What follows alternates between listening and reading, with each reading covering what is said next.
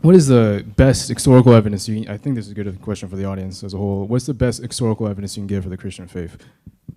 The best I'm not a big fan of that word historical. So what I look at, remember, everything we work in cold cases, we're working, any crime you're working in an event in the past.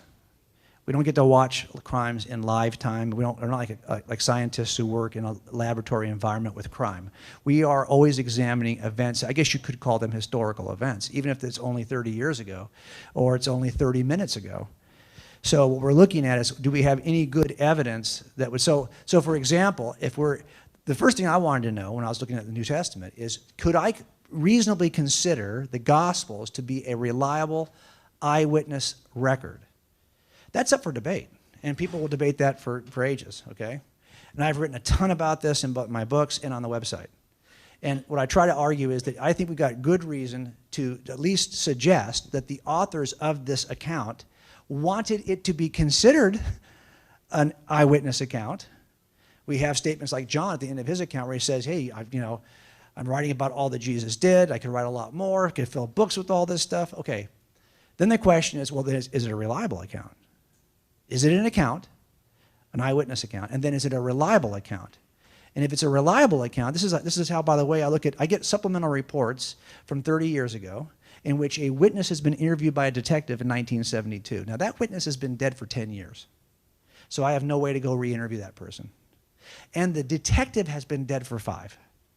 So now I have no way to go interview the writer of the report. But I've got this report I have to assess, even though I have no access to the first eyewitness or the person who wrote about the eyewitness. That's much like the Gospels. Well, I know how to assess those reports. There's 4 factors. I talk about them in Cold Case. 4 factors we use to assess eyewitness reliability of any document, of any eyewitness. So those 4 areas are the 4 areas that I pressed into service as I examined the Gospels.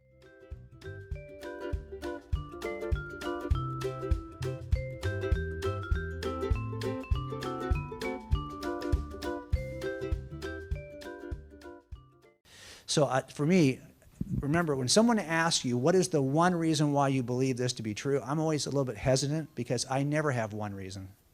I call this death by 1,000 paper cuts.